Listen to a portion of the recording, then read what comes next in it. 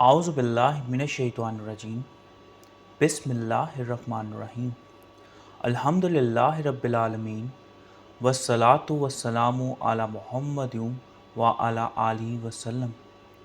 انشاءاللہ آج ہم سورہ رات کے چھٹے رکوع یعنی آخری رکوع کا مطالعہ کریں گے۔ اس سے پچھلے رکوع کا خاتمہ اس بات پر ہوا تھا کہ پچھلی امتوں میں اللہ تعالیٰ نے انبیاء کرام اور رسولوں کے ذریعے یہی حکم بھیجا کہ بندگی صرف اللہ تعالیٰ وحدہ لا شریک کی ہے۔ اب یہی پیغام انتہائی واضح طور پر قرآن کریم کی شکل میں نازل ہو گیا ہے۔ حقیقت کا علم ہو جانے کے بعد بھی اگر کوئی منکرین کی خواہش کی پیروی کرتا ہے تو اللہ تعالیٰ کے حضور نہ تو اس کا کوئی حامی و مددگار ہوگا اور نہ ہی کوئی اس کی پکڑ سے بچانے والا۔ آئیے مطالعہ قرآن کا آغاز اس دعا کے ساتھ کرتے ہیں کہ اللہ تعالیٰ اپنے حبیب رحمت للعالمین صلی اللہ علیہ وآلہ وسلم کے طفیل ہمیں قرآن کریم کا صحیح مفہوم عطا فرمائے، آمین۔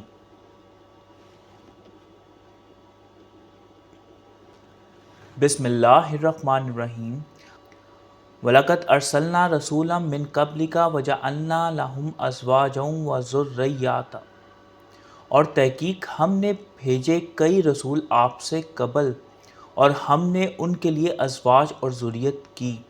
وَمَا كَانَ لِرَسُولٍ أَن يَأْتِيَ بِآيَاتٍ إِلَّا بِإِذْنِ اللَّهِ، اور نہیں ہے کسی رسول کے لیے کہ لے آئے کوئی نشانی مگر اللہ تعالیٰ کے اذن سے۔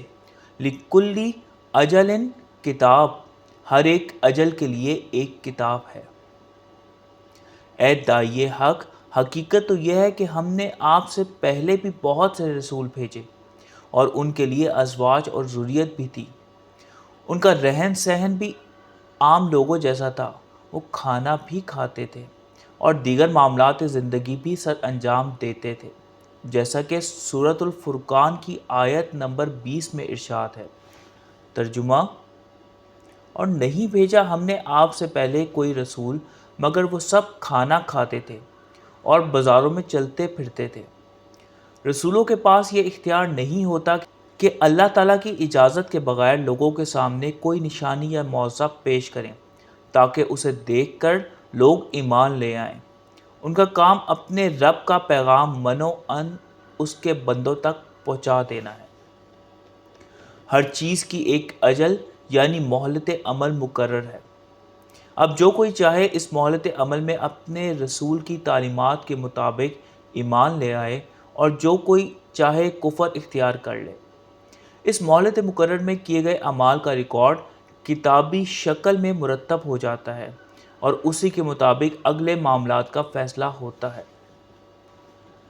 یمحو اللہ ما یشاء ویثبت، محو کر دیتا ہے اللہ تعالیٰ جو چاہتا ہے اور ثبت کر دیتا ہے۔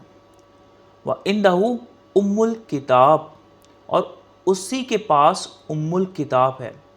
وَإِمَّا نُرِيَنَّكَ بَعْضَ الَّذِي نَعِدُهُمْ أَوْ نَتَوَفَّيَنَّكَ، اور اگر کبھی ہم آپ کو دکھا دیں کچھ جس کا ہم نے ان سے وعدہ کیا ہے یا ہم آپ کو وفات دے دیں۔ فَإِنَّمَا عَلَيْكَ الْبَلَاغُ وَعَلَيْنَا الْحِسَابُ، بس آپ پر صرف پہنچا دینا ہے اور ہم پر حساب چکا دینا ہے۔ یمحو، محو سے بنا، کسی چیز کو مٹا دینا یا دور کر دینا، ریس۔ ام الکتاب، بنیادی کتاب، ماسٹر بک۔ قانون ربی کے مطابق اعمال کا ریکارڈ انفرادی طور پر بھی مرتب ہوتا ہے اور اجتماعی طور پر بھی ہوتا ہے، من حیث القوم بھی اور من حیث نو بھی۔ اس ریکارڈ کو اثر نو مرتب کرنے کا نسخہ استغفار اور توبہ کا نظام ہے۔ سورۃ الفرقان میں ارشاد ہے، مگر جو کوئی تائب ہو جاتا ہے اور ایمان لے آتا ہے اور اعمال صالح کرتا ہے تو ان کے لیے بدل دیتا ہے اللہ تعالیٰ ان کی برائیوں کو اچھائیوں سے، اور اللہ تعالیٰ مغفرت فرمانے والا، رحم فرمانے والا ہے۔ افراد، اقوام اور نوع کی قسمت کے فیصلے اسی ریکارڈ کے مطابق مرتب پاتے ہیں۔ ایک وقت آئے گا کہ جب مہلت ختم ہو جائے گی اور ہر کسی کو اپنے کیے کا حساب دینا ہوگا۔ اے داعی حق، آپ لوگوں سے جو ہم نے وعدے کیے ہیں، اگر اللہ تعالیٰ چاہے تو اس کا کچھ آپ کو دکھلا دے یا بن دکھلائے بھی آپ کو وفات دے دے۔ ان وعدوں کی تکمیل کے بارے میں آپ کو فکر مند ہونے کی ضرورت نہیں۔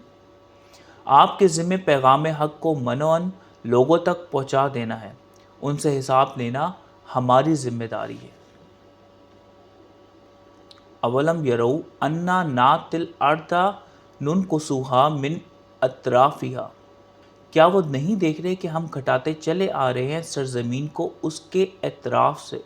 واللہ یحکم لا معقب لحکمہ، اور اللہ تعالیٰ حکم فرماتا ہے، نہیں کوئی پیچھے ڈالنے والا اس کے حکم کو۔ وَهُوَ سَرِيعُ الحساب، اور وہ بہت جلد حساب چکانے والا ہے۔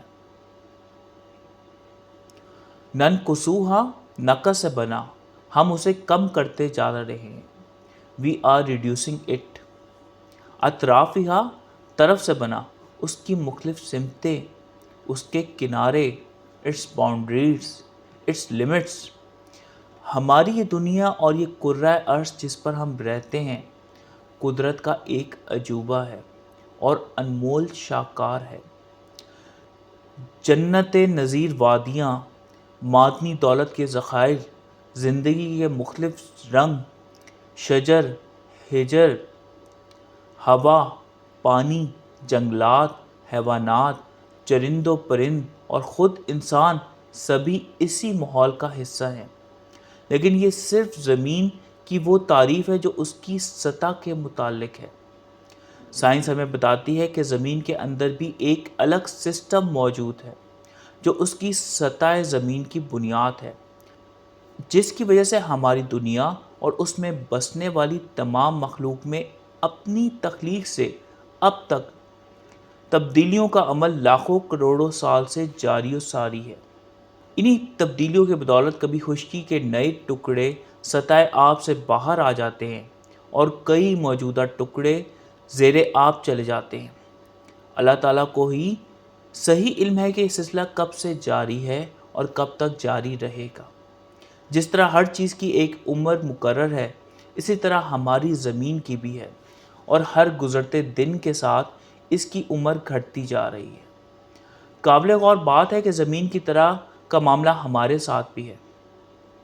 اس دنیا میں ہر آنے والا ایک عمر لے کر آتا ہے، اور ہر روز اس کی عمر سے ایک دن گھٹ جاتا ہے، اور ساتھ ہی ساتھ اس کے جسم میں نت نئی تبدیلیاں وقوع پذیر ہوتی رہتی ہیں۔ بچپن لڑک پن میں، اور لڑک پن جوانی میں ڈھل جاتا ہے، جوانی ادھیڑ عمری میں، اور پھر بڑھاپے میں ڈھل جاتی ہے، اور ایک دن زندگی کا سورج غروب ہو جاتا ہے۔ یہ سب کچھ قانون ربی کے مطابق ہے، جس کے مطابق نظام کائنات چل رہا ہے۔ اللہ تعالیٰ ہی کی بادشاہی ہے، کوئی اس کے حکموں کو پیچھے ڈالنے والا نہیں، اور وہ جلد حساب چکا دیتا ہے۔ وَقَدْ مَكَرَ الَّذِينَ مِن قَبْلِهِمْ فَلِلَّهِ الْمَكْرُ جَمِيعًا، اور تحقیق منصوبے بنائے جو تھے ان سے پہلے، سو اللہ تعالیٰ کے ہیں سب منصوبے۔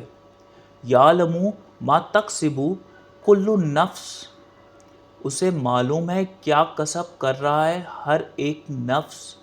وَسَيَعْلَمُ الْكُفَّارُ لِمَنْ عُقْبَى الدَّارِ، اور اب معلوم ہو جائے گا کفار کو کس کے لیے ہے دار عاقبت۔ جس طرح اقوام سابقہ کے لوگ رسولوں کے خلاف مکاریاں کرتے رہے، بالکل اسی طرح آج کے لوگ بھی کر رہے ہیں، لیکن وہ یہ بھولے ہوئے ہیں کہ یہ کائنات اللہ تعالیٰ کے منصوبے کے مطابق کام کر رہی ہے۔ ان کی چالیں اللہ تعالیٰ کے تدبیر کے آگے ہیچ ہے۔ وہ ہر کسی کے کسب سے باخبر ہیں۔ ان قریب کفر کرنے والوں کو معلوم ہو جائے گا کہ کامیابی کس کے ہاتھ لگی اور کون سراسر ناکام رہا۔ وَيَقُولُ الَّذِينَ كَفَرُوا لَسْتُ مُرْسَلًا، اور کہتے ہیں جو کفر کر رہے ہیں نہیں ہیں آپ کوئی مرسل. قُلْ كَفَىٰ بِاللَّهِ شَهِيدٌ بَيْنِي وَبَيْنَكُمْ، کہہ دیں کافی ہے شہادت کو اللہ تعالیٰ میرے اور تمہارے مابین. وَمَنْ عِندَهُ عِلْمُ الْكِتَابِ، اور جن کے پاس علم الکتاب ہے. علم الکتاب، الکتاب کا علم، نالج آف دا بک. علم الکتاب کی اصلاح اس صورت کے علاوہ سورہ نمل کی آیت نمبر 40 میں اس شخص کے لیے استعمال ہوئی ہے جس نے ملکہ سبا کا تخت پلک جھپکنے میں حضرت سلیمان علیہ السلام کے دربار میں حاضر کر دیا تھا. علم الکتاب سے مراد تخلیقی فارمولوں کا علم ہے، اور رب کریم یہ خاص علم صرف مخصوص لوگوں کو ہی عطا کرتے ہیں تاکہ وہ اسے اس کی منشا کے مطابق استعمال کریں. اے داعی حق، جو لوگ آپ کو یہ کہہ کر جھٹلا رہے ہیں کہ آپ کوئی مرسل نہیں، تو کہہ دیں کہ میرے اور تمہارے درمیان اللہ تعالیٰ اور وہ ہستیاں جن کے پاس علم الکتاب ہے بطور گواہ کافی ہے. اس آیت میں ہمیں اس حقیقت کا بھی علم ہوتا ہے کہ اللہ تعالیٰ کے حضور گواہی علم الکتاب والا ہی دے سکتا ہے. ایک مختصر سا خلاصہ آج کے پڑھے گئے رکوع کا. قانون ربی کے مطابق اعمال کا ریکارڈ انفرادی طور پر بھی مرتب ہوتا ہے، اجتماعی طور پر بھی، من حیث القوم اور من حیث النوع بھی. اس ریکارڈ کو از سر نو مرتب کرنے کا نسخہ استغفار اور توبہ کا نظام ہے. رسولوں کے ذمے پیغام حق پہنچا دینا ہے، اسے تسلیم کرنا یا نہ کرنا ہر کسی کی اپنی ثوابدید ہے. جب دونوں طرزیں الگ ہیں تو ظاہر ہے انجام بھی الگ ہے.